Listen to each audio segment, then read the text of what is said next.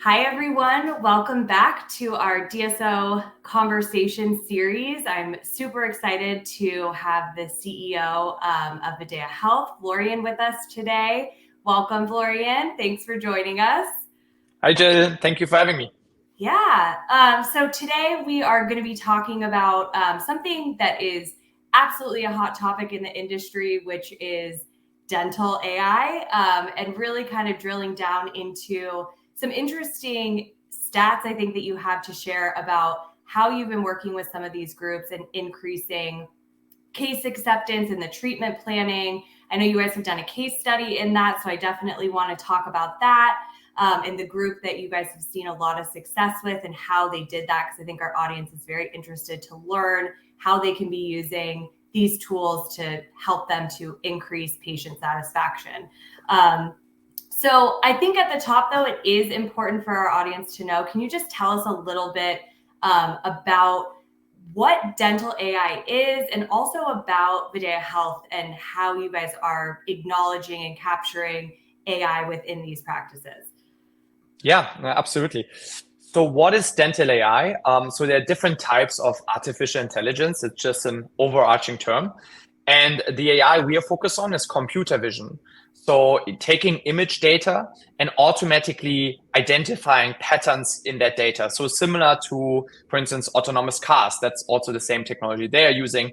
And then we also use the same technology just based on images, than, for instance, an OpenAI with ChatGPT would use, where you have large data sets and then you use machine learning to then have some outcomes, so to say. And now for us, it is not so much like ChatGPT that you write a prompt and then there's a network which I've learned and then you get the answer.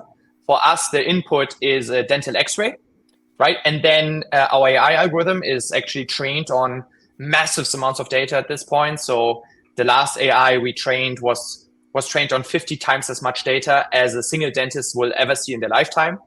Wow. Plus, it's trained on 100 dental professionals training the AI.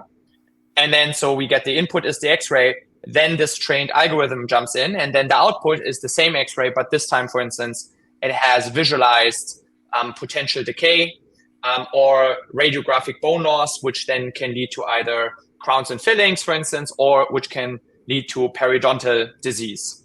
And so that's the dental AI we are doing. Now, what we are doing at VideaHealth is we are the leading dental AI platform. So we are used by thousands of dental clinicians at this point, and we are diagnosing or supporting to diagnose and treatment plan millions of patients per year.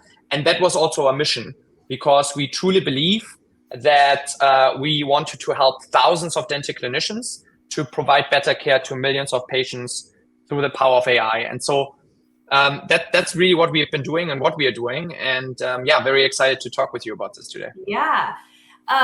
So I want to dive in a little bit to the case study that you guys have put together, because I think that what you found was really interesting. And so the group that was using the AI was Lumio Dental, to my understanding. And can you tell us, like, how did they recognize, first of all, the potential that AI had in dentistry, and then why did they decide to implement your solution into their processes? Yeah. Lumio Dental, a phenomenal DSO with over 60 locations. And so I think they came to us and, with a couple of challenges a DSO of that size has, right? On the one side, they saw that some dental offices, have much higher production than other dental offices, right? If they looked at all their dental offices, right? To another reason for them reaching out is they realized that that some of these offices, for instance, especially around periodontal, so the ratio of periodontal procedures to prophylactic procedures was like very different across the offices. And then the third aspect was that they had very young clinical staff, so new graduates who just graduated from dental school, and they were trained in dental school during COVID, so they didn't have as much practical experience and so on.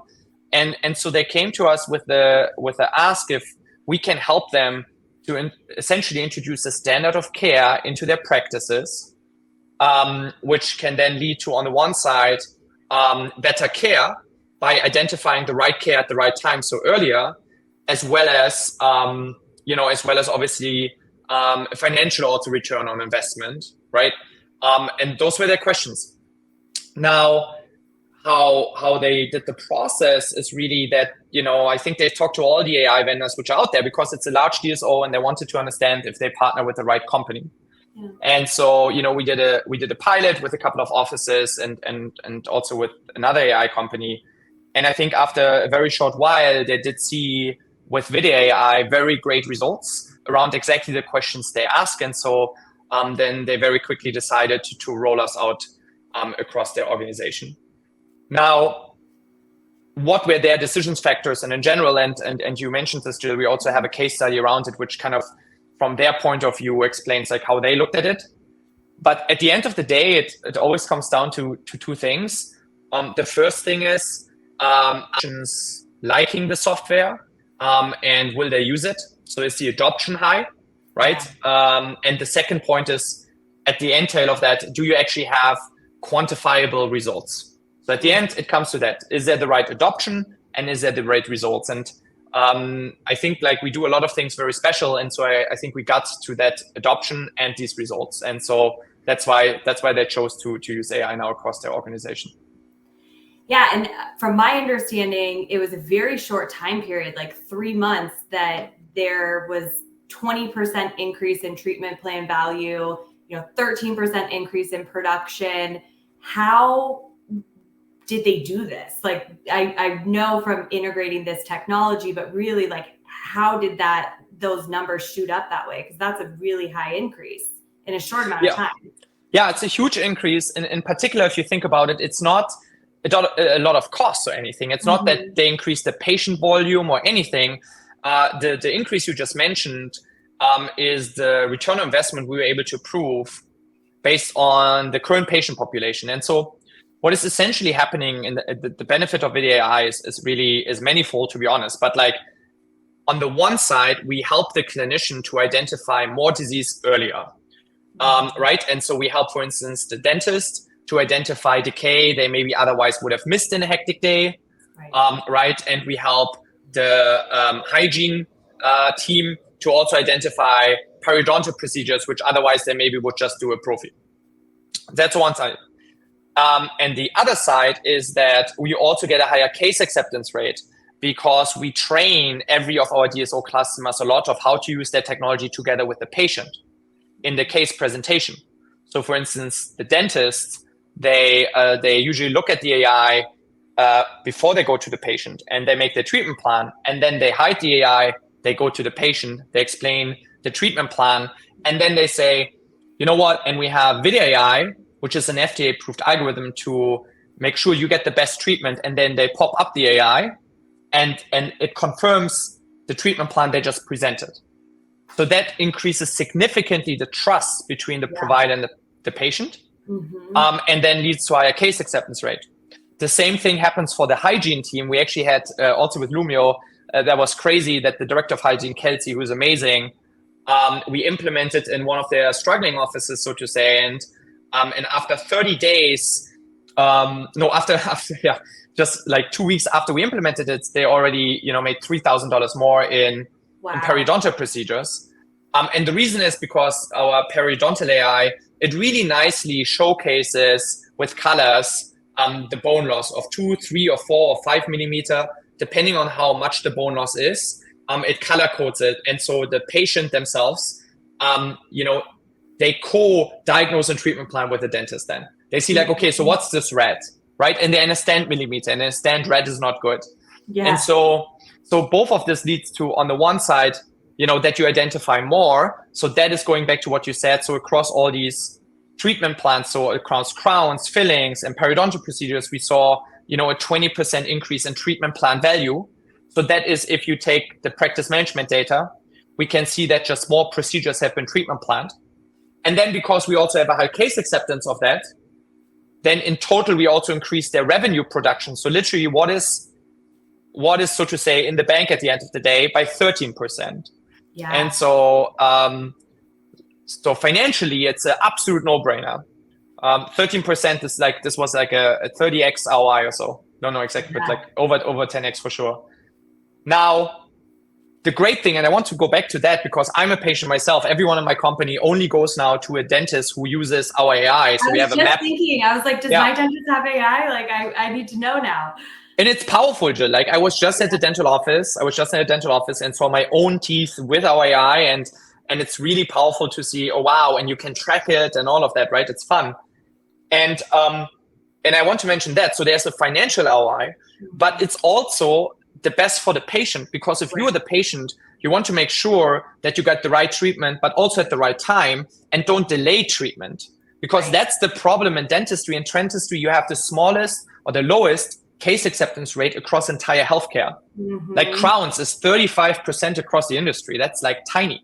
Right. So we want to avoid that patients are walking around with delayed treatment, right? And so that's what we are achieving right now. So it's a win-win for the dentist or the dental office, as well as for the patient. Right. And I think it helps to position the team members that, I've heard over the years of, I'm not comfortable selling. I don't want to have to deal, I don't want them to feel like I'm pushing anything on them.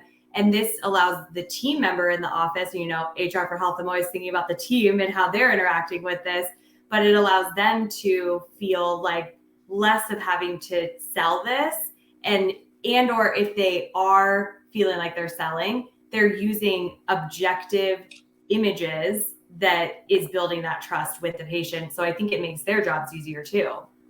That's true. And Jill, we've seen this. So the interesting piece is we've done a lot of testing on that, and the AI actually helps every tenure of clinicians. So it helps the unexperienced clinicians between 0 to 5 years, 5 to 15 years, and 15 years and above. It actually helps all of them to treatment plan more and also convert more treatment. Right. That said, in particular, new graduates, but everyone really, they became a dentist to do right by their patients. They want to help patients, right? They are clinicians by heart. Yeah. And for some reason, the public knowledge, because of some articles, thinks that dentists are privy to overdiagnosing. Yeah. That is not correct. Right. Dentists are actually underdiagnosing, and we've shown this over and over and over again that dentists are underdiagnosing. And one of the factors they do it also a little bit is they don't want to be the bad guy in the chair. And so where our AI helps a lot actually to take that friction out, where some of our dentists, and we just observe how they use the AI, is they say, hey, look, there's this FDA AI which shows like all of those are decays. Right? There are 5 decays on a bite wing. That happens a lot. Yeah. But you know what? Let us, the patient and dentist, work together on what are we treatment planning, when and how. And now it changes the entire dynamic. It's not that the dentist is in danger of being the bad person who oversells someone, but they can actually have a clinical discussion about what they should do for the overall health of the patient. And that's pretty phenomenal. And Jill, the same is, by the way, also for the hygiene team. The hygiene team, needs to do probing and it's uncomfortable. And then they need to explain how you have to get, a scaling route planning procedure. And that's not always the best spot to be in. Right. But we try to make it much easier for them to communicate that to the patient by having these colored lines and just being like, look, this is all red. We need to do it. Otherwise, it just gets worse. Right. Yeah, I'm curious because, I am hearing a lot of conversations that have been happening or starting to happen around things that need to be thought about before trying to implement technologies into these groups. Like they don't maybe have their system set up. They're not able to, and really that trickles down to the team's adoption of the technology. And sometimes that can be like a barrier of they don't want to adopt a new technology. And so I'm curious to see what has your experience been with that, with the people that are actually using it. What's that process look like? Do they have a long training process? Do they have a lot, is a big learning curve? How are they accepting it? What's that looking like? Yeah, that's a great question.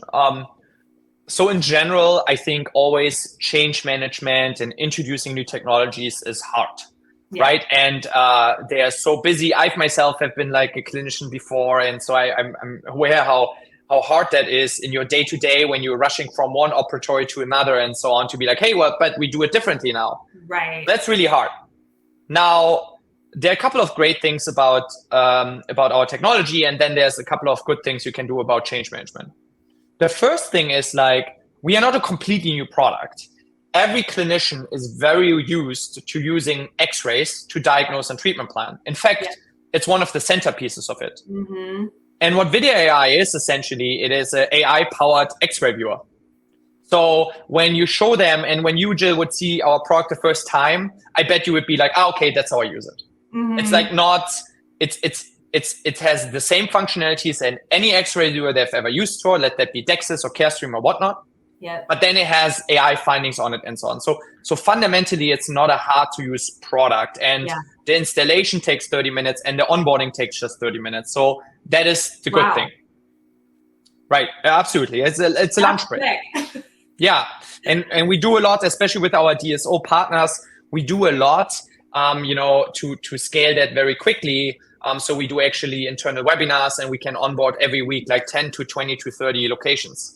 So exactly. So our rollouts are actually now very focused and very, very fast, really. Yeah. Now, I think there are a couple of things you need to make sure that it's successful. I think number one is in the onboarding, you need to have every stakeholder, everyone, front office, hygiene, and so on, to be onboarded on it. So they all understand why this is. And you also, number two, is need to explain what the value is for them, right? And we just talked about this, Jill. Mm-hmm. If you just tell the hygiene team and the dentist team, this is how you're going to use it, they will revolt, and right? But if you share with them examples, and we also bring dentists in who share with them how they're using it and so on, how they use it for getting case acceptance rate, and have a better relationship with their patients, right? That is a game changer. And then we actually see consistently high adoption. And the good thing is we are really partners with our DSOs. We can measure the adoption. We have a customer success team who does onboardings in the office, sometimes remote, sometimes in the office. And we can then also measure the usage and actually reach out to them if the usage drops proactively and say, hey, do you need other tips? Most often, by the way, when the usage drops is also because they hired actually new dentists and so on. And so then we onboard them and so on. Right. But I feel like this is one thing we've really fine-tuned a lot. And now that we have thousands of dentists using it, I think we've gotten a really good change management process. Yeah. And we don't see ourselves as a vendor, but actually as a partner in that. So we are not only delivering the technology, we are going all in to make sure that the technology actually delivers the value. Yeah. Yeah. I mean, look, I think even if it's not a DSO listening to this, if it's a vendor, I think can learn from that process, because I mean, even HR for Health, we have a technology that we're bringing in that's literally their HR system. There's nothing that disrupts an employee workflow, probably more than that of, okay, well, you're changing how I'm clocking in, you're changing how I'm signing my documents, like all of those things. And so that's something that is always so interesting to hear what's working for you, because I think everyone can learn from that, because again, that change management piece is ultimately what we are all up against, of making that as painless as possible. And I think what's great about what you're doing is you're making their job easier. So they're more likely to, adopt that. And it might just be additional training to understand how to actually make their job easier. So I think that that's great. I want to jump back into Lumio Dental for a second and just kind of understand what key metrics or data that were being used to really assess the impact of what the technology was doing for their business and how it was helping it to grow. Yeah. We essentially tracked over time, the impact if patients have been, treatment planned with AI versus treatment planned without AI. Over a large set of patients. It was over 10,000 patients, so to say. And we wanted to understand all the things we just talked about, like, hey, if the AI helps the clinician to treatment plan, if it helps, to communicate to the patients, is there actually value in that, or is it just cool? And cool it for sure is, right? But is there the value in there? And so we looked at the same patient population, or like a very similar comparable patient population, and the one has been treatment planned and treated with AI, and the other one without AI, right? But for the same clinicians, for the same offices and all of that. And then we valued, so to say, the increase in treatment plan value and at the end of the day, treatment revenue on a per patient basis. So with that, we normalized all of that data a lot for seasonality or fee schedule increases, etc., which are usually factors which we wanted to take out. We wanted to understand only the impact of pure AI versus no AI. And I think we've done honestly a really good job. And also want to call out here Dave Kerman from Lumio Dental, who is their operations leader, and he's phenomenal in all of that data. So we did that together with Lumio, actually, collaboratively. And so this is where we then saw, and you mentioned this earlier, now maybe one more thing. And then we looked at specific CDT codes in the practice management system. So for instance, for crowns, for fillings, and for scaling wood planning procedures, for instance, right? To be even a little bit more dirty, nerdy, is like D27, and then D4, and so on, right? Exactly. And so we looked at how many of them have been treatment planned, but then also how many of these treatments have been completed. All right. And this is when we then found that the patient population with AI versus the patient population without AI, right? With AI, they had 20% more procedures diagnosed and treatment planned, essentially. And then also after 30 days, you need a little bit time because the treatment plan value is immediate, but completion always takes a little bit lag, right? Because like a patient, if it's treatment plan now, they don't get the crown tomorrow necessarily, but in a couple of weeks out. And then, but we did look at that data then retrospectively as well, and we saw that also the revenue of all these three types of procedures grew by 13%. And here we are talking, per office, of I don't know the exact number, but like we're talking somewhere between $80,000 to $150,000, right? And so across a DSO, this is an increase of several $1 million in additional revenue potential, right? Depending on how large the office is. Yeah. So if you are right now a DSO and you're thinking, wow, what are my priorities? What software to implement and so on? And right now, right after HR for Health, obviously. But really, if you think about all these options you can do, you can have a patient engagement platform, whatnot. We looked at all of them, and probably VideaAI is the largest ROI you can have. And if you now think we are in not the easiest economic climate, and so what we really do is we do in-office growth because we don't have expensive marketing to get more patients in the door. That's a good growth mechanism as well. It's just expensive. But what we can help a lot is the patient base you have. We can make sure that you get the right treatments to them at the right time. And that's a very big lever, right? Yeah. And I think that the visibility that it gives to the patient, again, of them being able to really objectively see what has been told to them for all of these years, and our audience has heard me say this a lot. I always, from like the HR perspective, what we talk about is like your employees expect a similar experience at work as they're having as a consumer.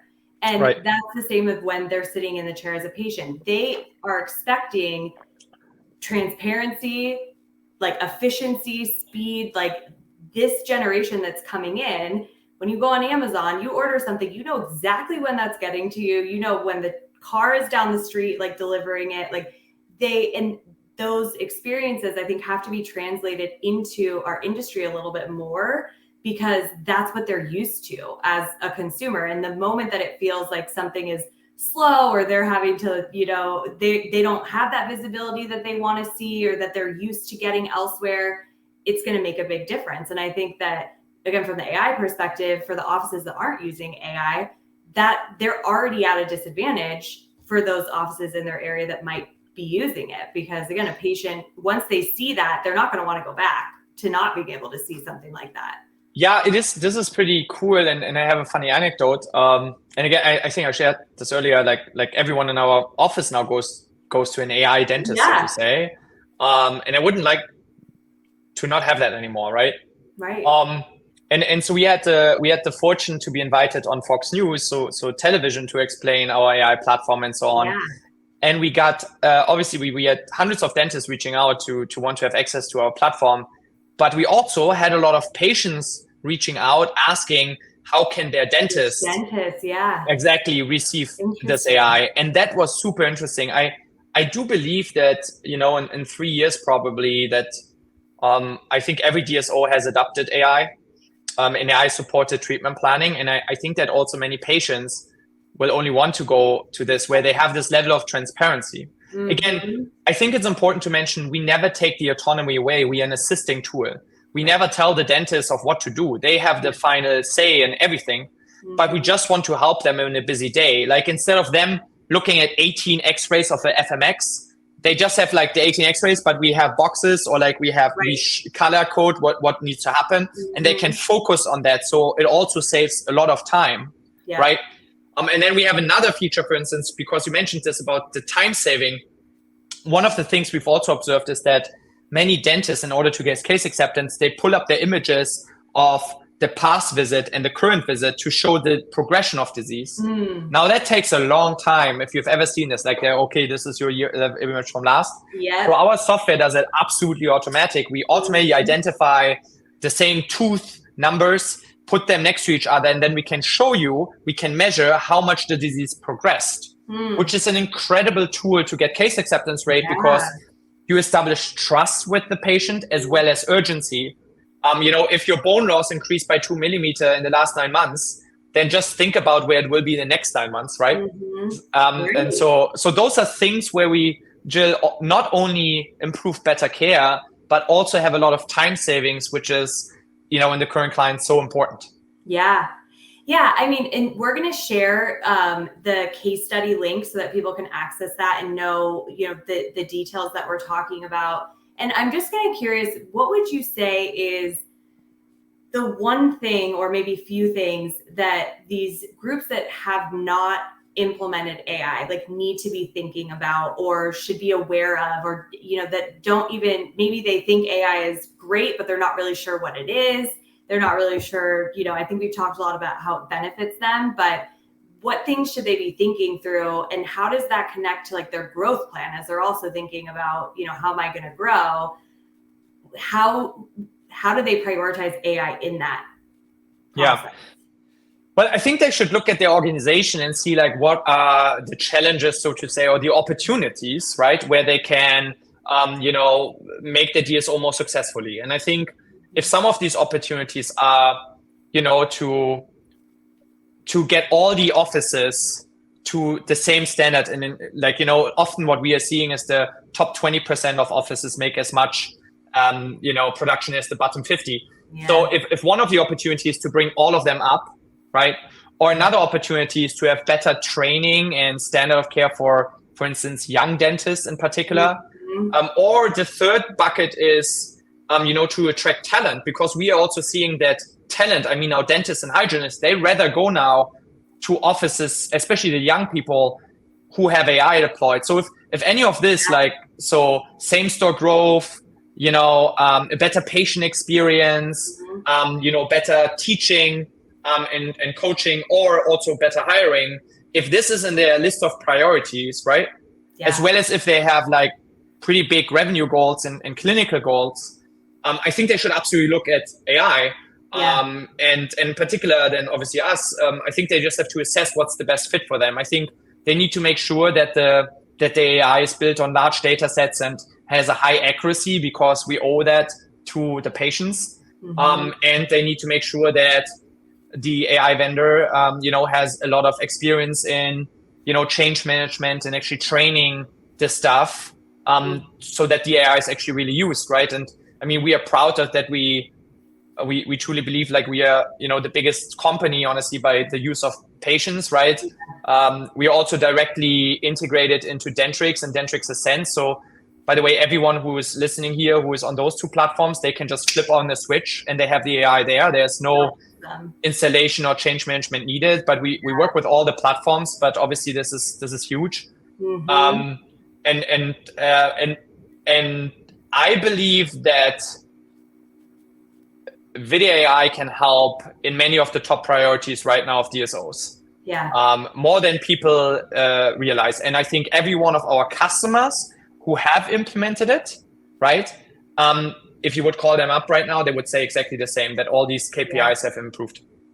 Well, and I think that, it's eventually going to be implemented. It just has to be, you know. And it's funny because Tanner Applegate, who I know we both have a mutual connection with, who's awesome, is, you know, every time I talk to him about just whatever that's going on, you know, in the industry, almost every time he's like, are you guys using AI? You know, it's like my mom like calling me to make sure, you know, I'm having a healthy dinner or whatever. He's like, are you guys using AI? Because if you're not, other people are going to, and they're going to, you know, so it's like, Right. it's keeping up with the trends and like getting in front of it.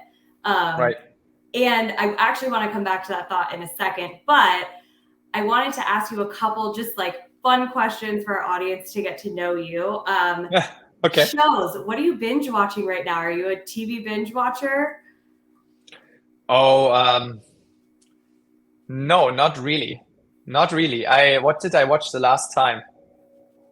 No, I mean, Game of Thrones, the classic, right? But that's like many years ago now at this I point. have never watched Game of Thrones. Oh, wow. I know. I'm one of the only people that haven't, but I will one day. It was too much of a buzz for me. I was like, I'll come back to that when nobody, you know, when it dies down.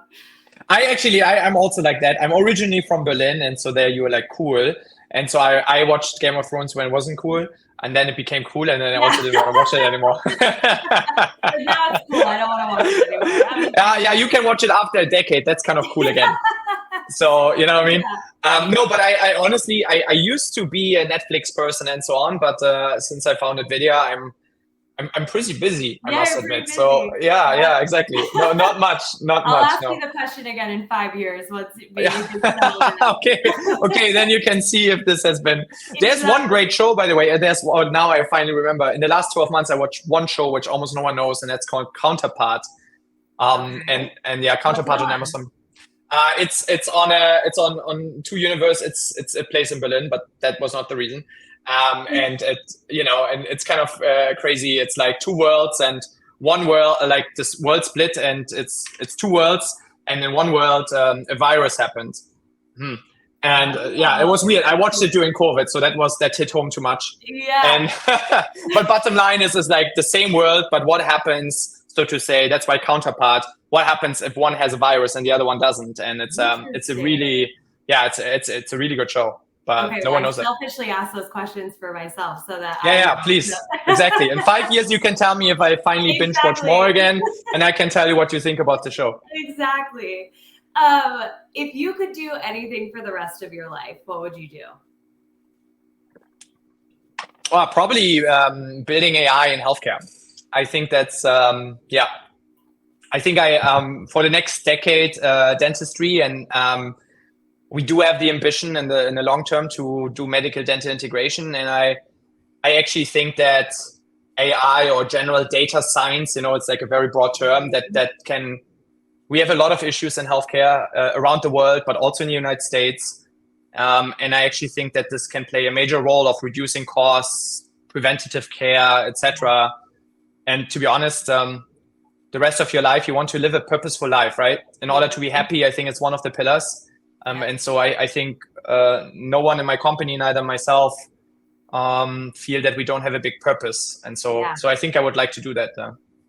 Well, that actually kind of tees up my last question too. So, and to give some preface for our audience that doesn't know, in about a month, actually exactly a month or 28 days, we will be at our DSO Leadership Summit, where you will be presenting alongside Overjet and Pearl, and we have Tanner Applegate moderating that. And really the focus of that panel, it's opening our show. Everyone's super excited about it. Again, AI is really talked about, but I don't know that all three companies have been represented in that space to kind of really talk about what does the future of AI look like. We have what we have right now, but a technology like this, especially one that's learning from itself, is going to rapidly grow quickly. And so I'm very excited about that. But to kind of preface that, my final question is, where do you see dentistry in 5 years?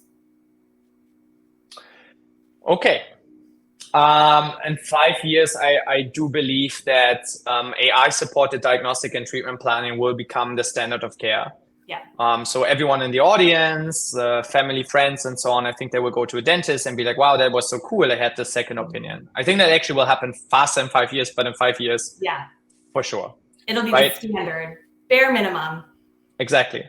I also do believe that a lot of administrative tasks will be automated to a large extent. And I think that's pretty phenomenal because, again, there's like this fear of AI, and I get it. But that's really not the case. In the diagnostic and treatment plan, what we talked about, it's not AI versus the dentist. It's more like the dentist alone or the dentist with the AI, right? Yeah. But I think the second piece is that administrative tasks will be automated. And I think that's awesome because that will enable a lot of the staff to spend less time in the back office, right? Doing, I don't know, like terrible tasks really, which are boring as hell. Yeah. And spend more time on the front office with the patients, patient facing, and have more relationships. And then I think the third thing which will happen in 5 years, and I think that's where we exactly will be, is there will be much more discussions about medical dental integration.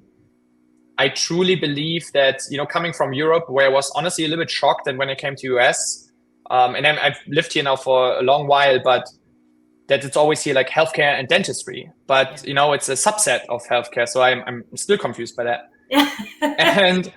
And I actually think this medical dental integration will not happen from medical to dental, but I actually think it will happen from dental to medical. And so I think also one of our visions why we are called not VideaDental, but VideaHealth is, can we identify in the dental data early signs of systematic diseases, such as hypertension or diabetes, right? To predict those early on and help, patients to get also the right care and specific to chronic diseases. Right. And I do think that will start to happen by the 5-year mark for sure. And I'm very excited about that, right? Yeah.